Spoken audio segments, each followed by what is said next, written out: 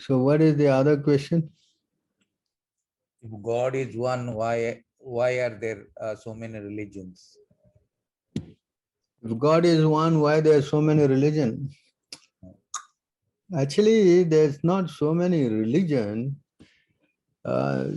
This Kali Yuga, it is said like that, that all this, as now we read, so many kind of religions are coming out because Kali Yuga is the iron age of quarrel and hypocrisy. So many kind of cheating things manifest more in Kali Yuga.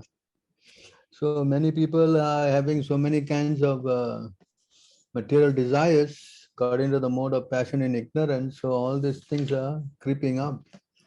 But if you are sincere and serious, then you will be freed from all this kind of what we say concocted religious system. Religious system is one to develop love for God. Anything short of that is actually a cheating religion, as we read. So why? Because the age is such.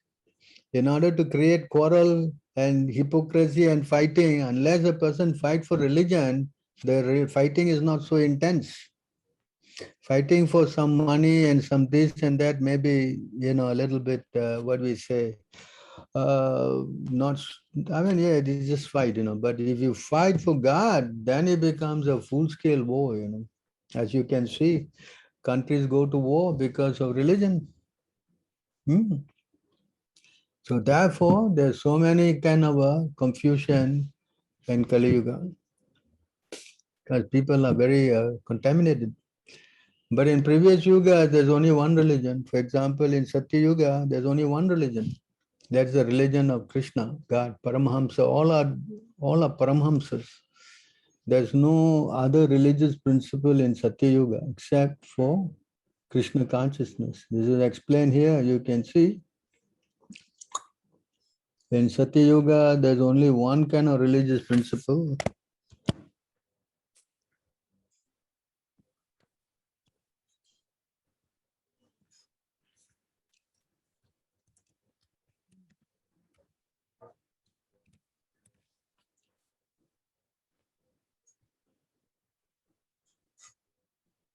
Can you once read this?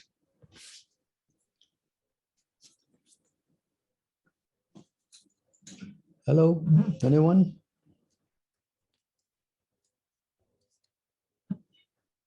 Hare Krishna?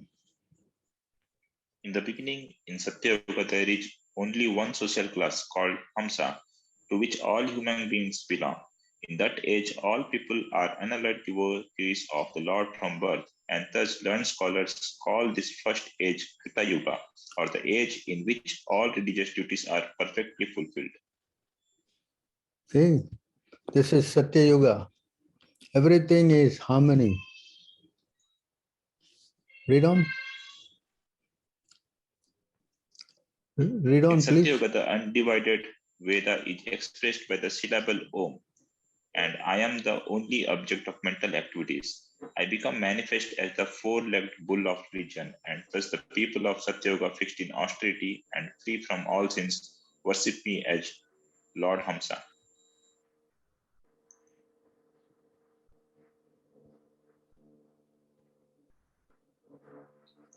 O greatly fortunate one, at the beginning of Treta Yuga, Vedic knowledge appeared from my heart, which is the abode of the air of life in three divisions as Rig, Sama, and Yajur.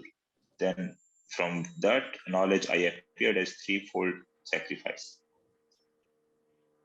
So this is in Treta Yoga.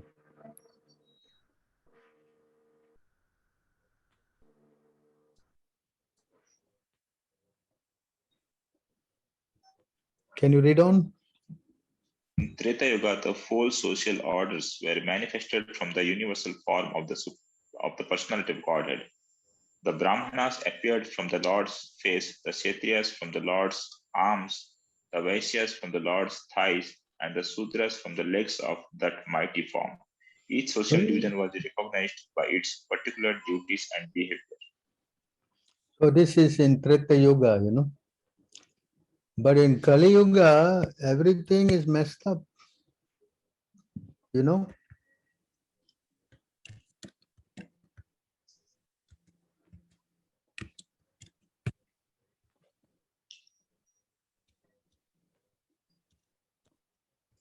Kali Yuga, everything is messed up.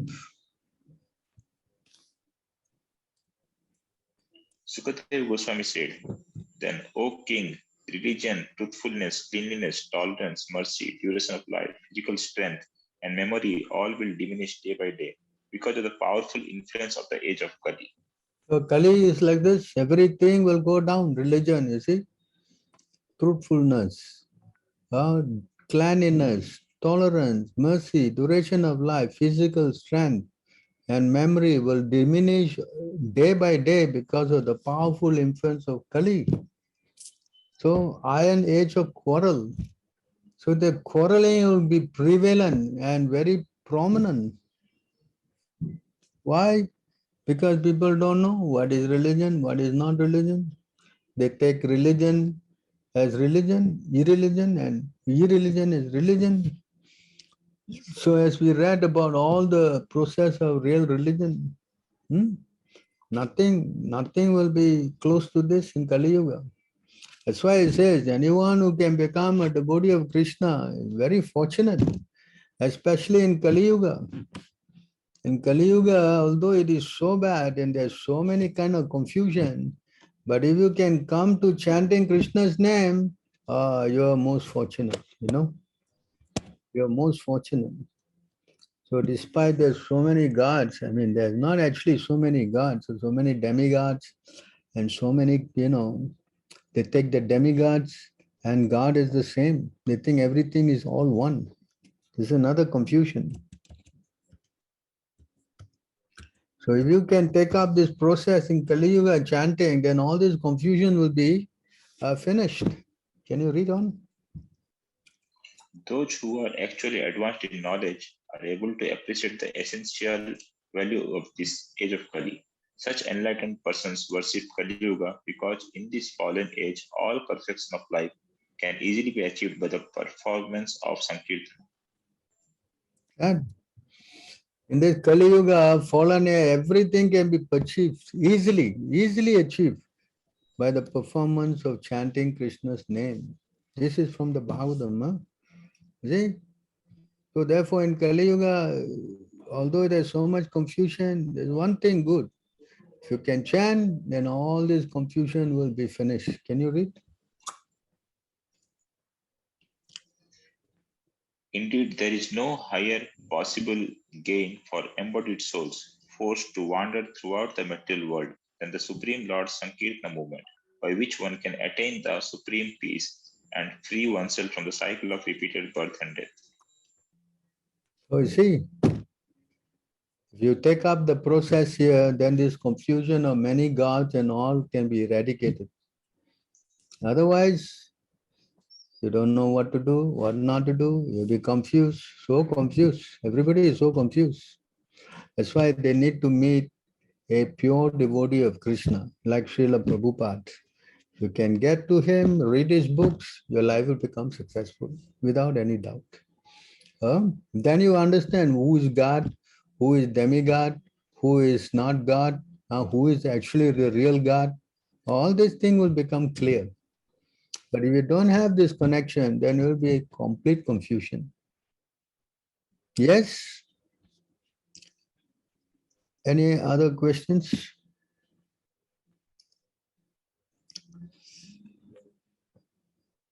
Is there any more questions? Yes, in the chat there are questions from the devotees.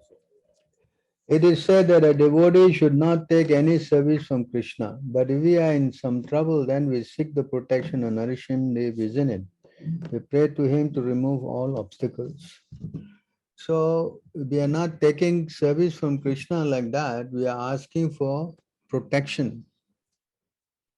You understand?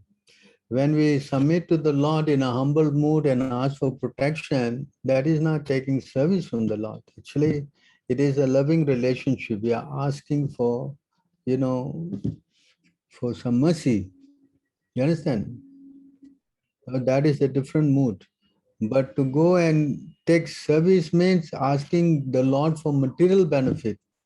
And that is a different thing altogether. You understand? But to pray to the Lord for helping to save one, that is a different mood. Not only to nourishing a deaf, that even what's his name, the elephant that was attacked by the crocodile.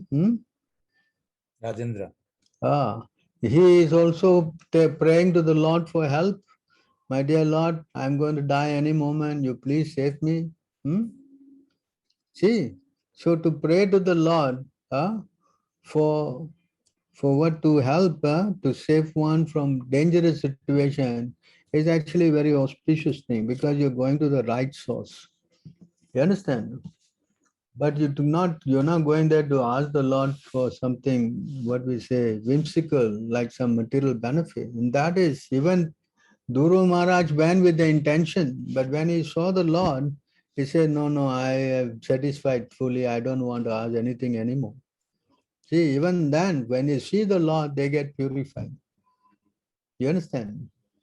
So to go to the Lord for anything is actually very auspicious. In fact, it says that you should just go to the Lord, It says here in this verse,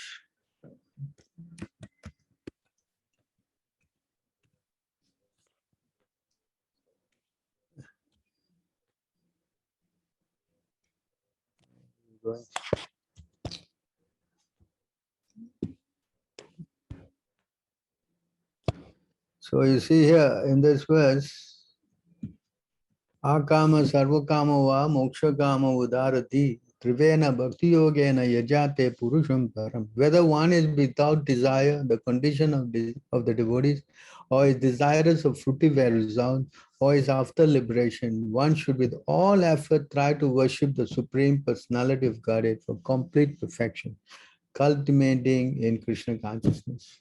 So whatever it is, you should go to the Lord. Because by going to the Lord, you become purified.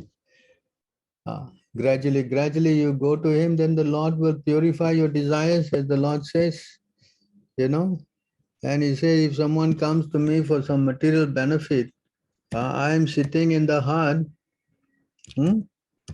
I purify their desires. You want to read this?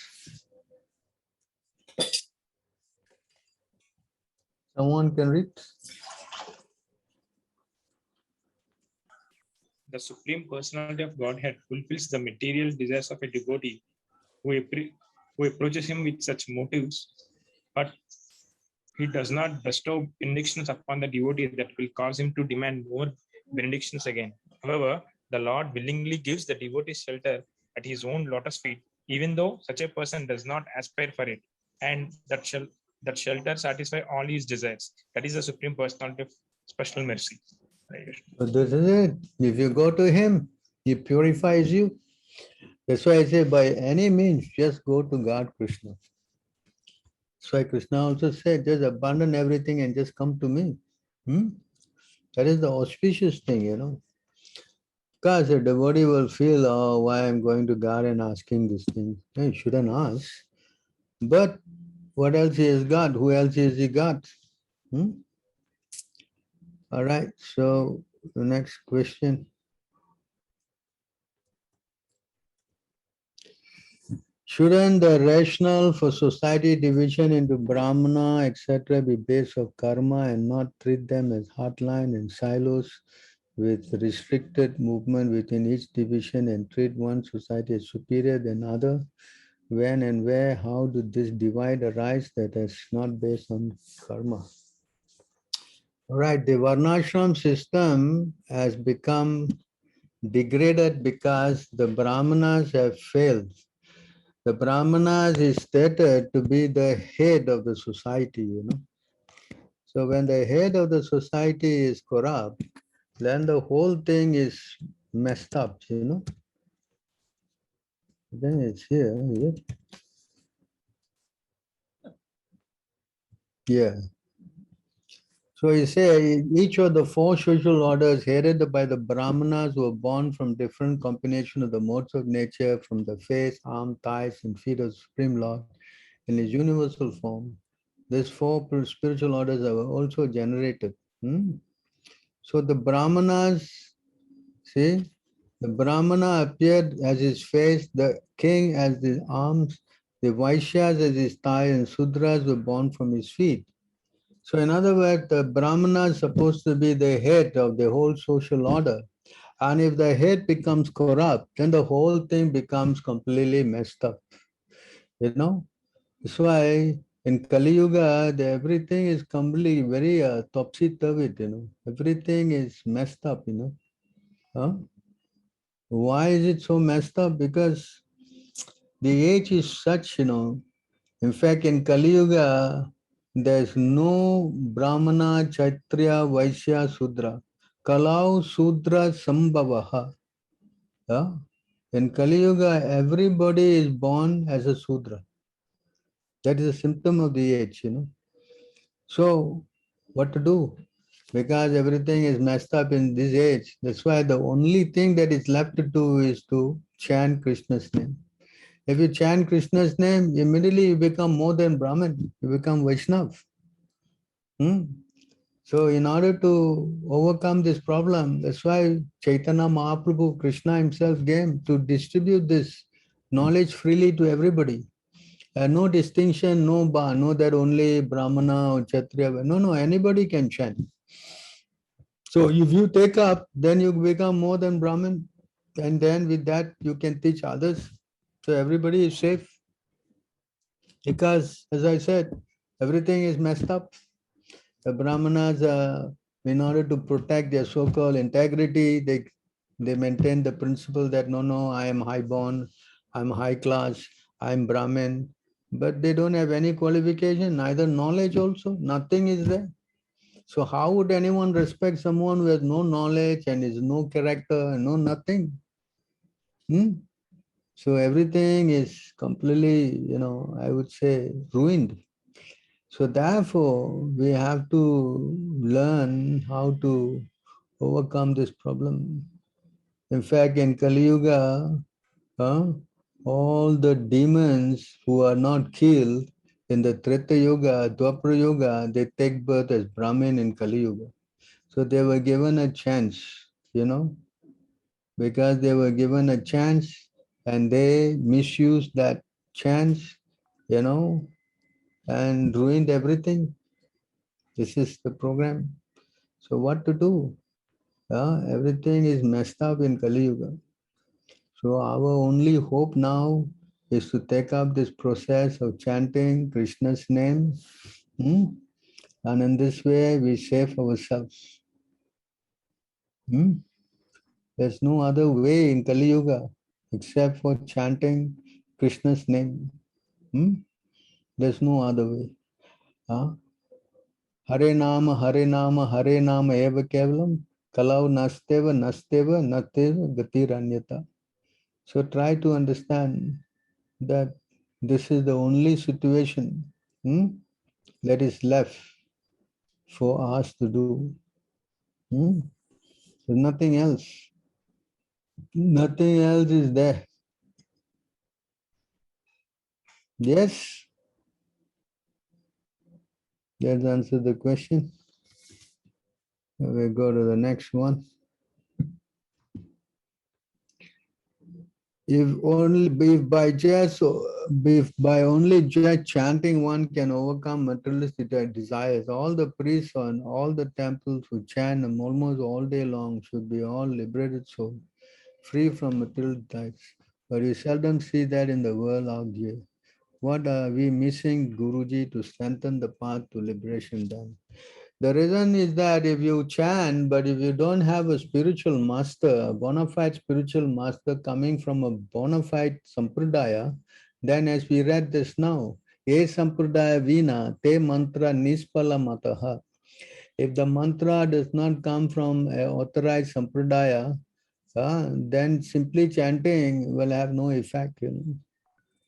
Why many people they're chanting, but they're chanting mainly to increase their material, what we say, position, increase their material status, more money, more this, more that. But that is not the purpose of chanting. The purpose of chanting, as Chaitanya Mahaprabhu given, na dhanam, na janam, na sundarim kavitam. He doesn't want any wealth, any followers, no even a woman, to worship him. So these are the three things that are problems in the material world. So by chanting, you should give up these three so-called desires. But if a person is not having a proper guru, then the mantra will not be very effective. That's why it says that one should hear this mantra from a pure devotee of Krishna. Then it is very effective.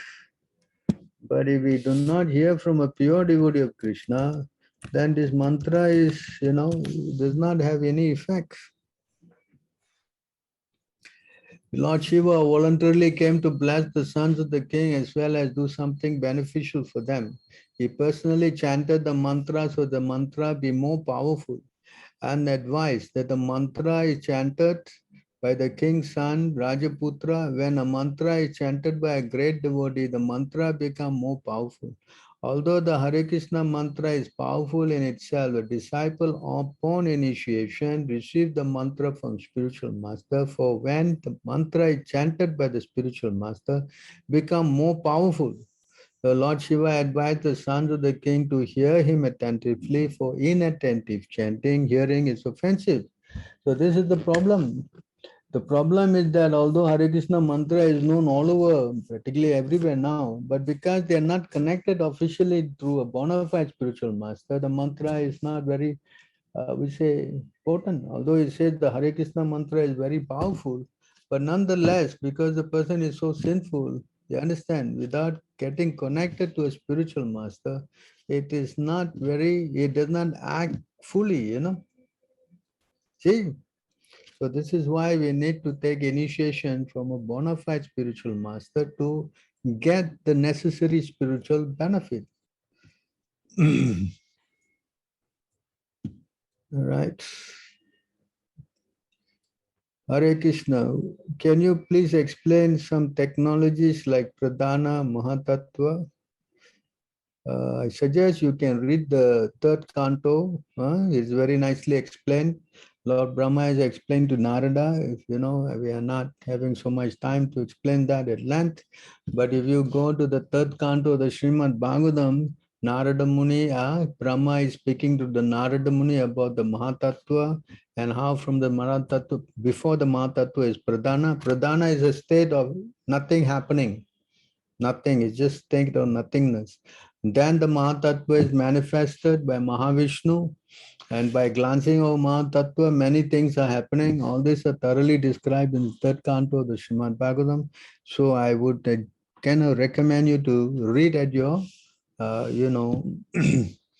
time, because it is all very nicely explained there. All right. Can you, Bill, what will you call Lord Shiva? A demigod or something else? So Lord Shiva is neither, he's in between the Vishnu Tattvas and a demigod. He's not a demigod, he's not a Jiva Tattva. He's actually an extension of Vishnu Tattva. But, the example is given like milk and yogurt. Lord Krishna is milk and Lord Shiva is yogurt. From milk you can get yogurt, but from yogurt you cannot get milk. That is the position explained.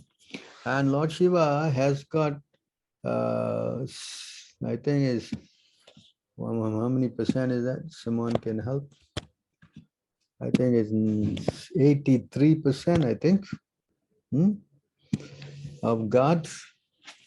Lord Shiva has got something like 83%,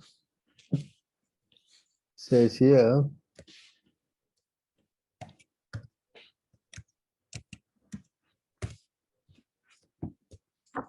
Lord Shiva's position is given.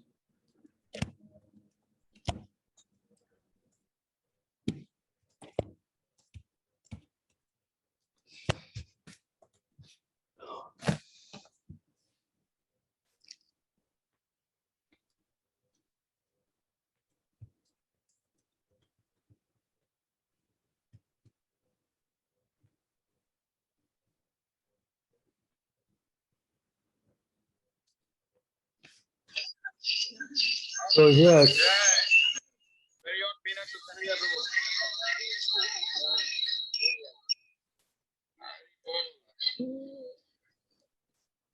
So you see here, the standard perfection, human beings to develop the attribute up to 78% in full. Living being can never possess attribute like Lord Shiva, Vishnu, or Lord Krishna. Living being can become godly by developing the 78% transcendental attributes in fullness, but he can never become a god like Shiva, Vishnu, or Krishna. He can, I think it's Lord Shiva is about 84. 84% mentioned here.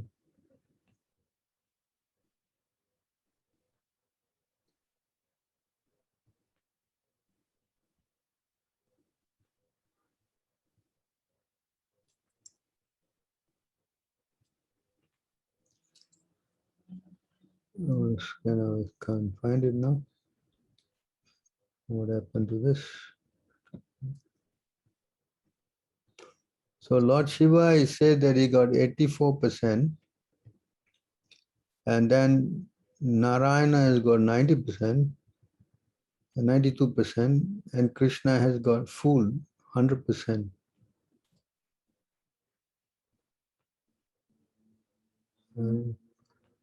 Says here that Lord Shiva has got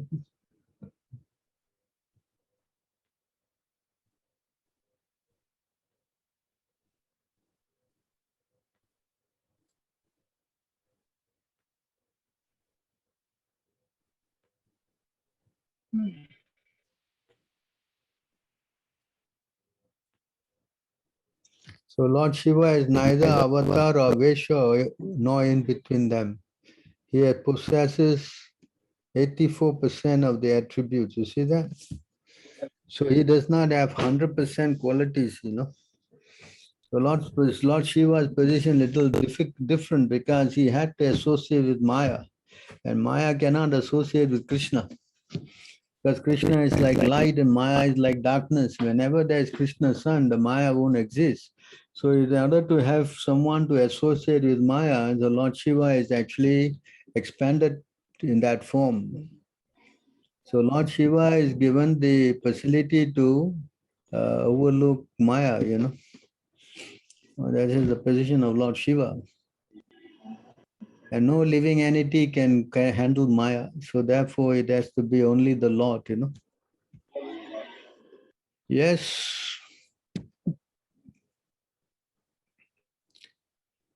Hare Krishna, Prabhu, you can find the topic of Pradhana Mantra covered in this chapter. Oh, someone has covered for you. Okay, you can go there and read now. He's given you the book, that third canto there, I think. So, any other questions?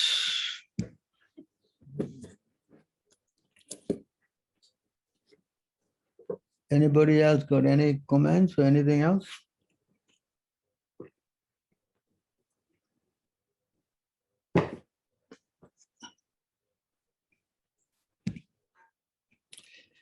All right, so I guess I have to thank all of you for participating in today's class. Vishwambar? Yes, Prabhu. Hare Krishna. Yeah, thank you very much for attending the classes. Please regularly come. We have every Friday we have this class, so it is our benefit to know this scripture actually. Thank you, Prabhu. Hare Krishna. Hare Krishna, Prabhu. Thank you, Prabhu. Hare Krishna, Prabhu. Thank you, Prabhu. Thank you, President Prabhu. Hare Krishna. Hare Krishna.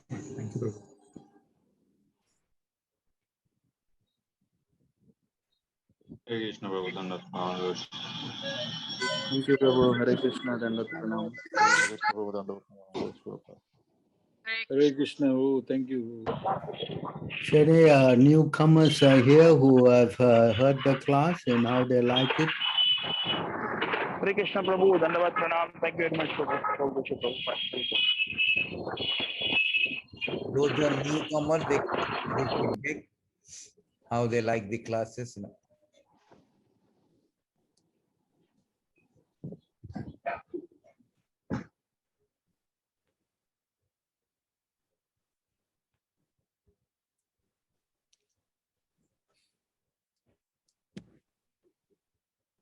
But it says here, someone, thank you. Okay, I guess everybody is pleased. So we will thank all of you for joining us. Try to see if you can bring more friends. Huh? Hare Krishna, all glory to Srila Prabhupada. Hare Krishna. Hare Krishna Prabhuji. Hare Krishna.